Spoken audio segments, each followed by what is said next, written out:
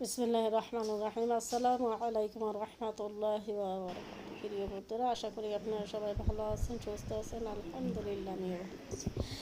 প্রিয় বন্ধুরা, আপনাদের জন্য ছোট্ট এখন রেসিপি নিয়ে হাজির হয়েছে। যে রেসিপিটা কি দেখুন, রাইস কুকারে ভাত তরকারি রান্না।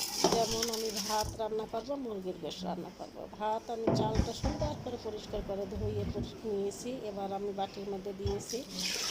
এবার পানিটা বন্ধুরা মেপে দিতে হবে। 1 কেজি চালের ভিতরে 2 কর পরিমাণ পানি দিতে হবে, কিংবা তার বেশিও দেওয়া যাবে।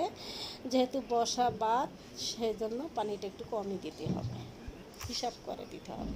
এবার আমি ভাতটা বসাই দিয়েছি সুন্দর করে। এবার আমি মুরগিটা কেটে নেব।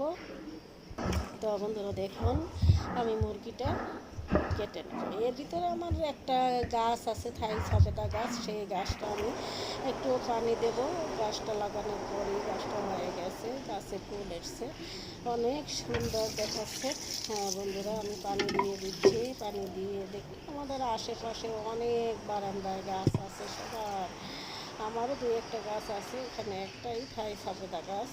হ্যাঁ বন্ধুরা, যদি আমার এই ভিডিওখানে এতটুকু ভালো লেগে থাকে, লাইক কমেন্ট আর শেয়ার সাবস্ক্রাইব করবেন প্লিজ বন্ধুরা, প্লিজ বন্ধুরা।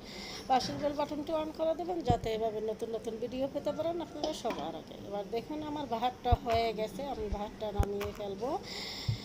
এর ফাঁকে আমি এখন মুরগিটা সুন্দর করে বসাই দেব বাটির মধ্যে। তো বন্ধুরা দেখুন, আমি মুরগিটা সুন্দর করে কেটে বেছে ধুয়ে নিয়েছি। তার ভিতরে একটা আলু কেটে দিয়েছি।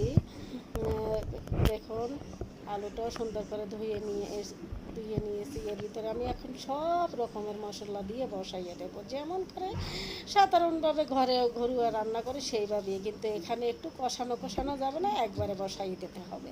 তো বন্ধুরা দেখুন, আমি মুরগিটা বসাই দিচ্ছি, সব রকমের মশলা দিয়ে দিচ্ছি। এর ভিতরে আমি দিয়ে দেবো পরিমাণ মতো তেল, তার ভিতরে দিয়ে দেবো একটু পরিমাণ। এবার আমি দিয়ে দিচ্ছি টক দই, যেটা না দিলেই একেবারে হয় না।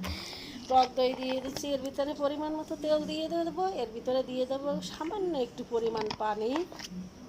বেশি পানি দেওয়া যাবে না, বেশি পানি দিলে ঝোল থাকবে, পানিটা কমবে না, গোশটা সেদ্ধ হয়ে গলে যাবে। সেই জন্য মাখা করে আমি এবার পানি দিয়ে বসাই দিচ্ছি। তো বন্ধুরা দেখুন, আমার গোশটা প্রায় হয়ে আসছে, একেবারে 10 মিনিটের রান্না। আমি দেখুন গোশটা আমার হয়ে আসছে, এবার নামানোর পালা। দেখুন, তো বন্ধুরা আপনারা এভাবে রান্না করে খেয়ে দেখুন কেমন হয়, কমেন্ট করে জানাবেন। ভালো থাকেন, সুস্থ থাকেন, আল্লাহ হাফেজ।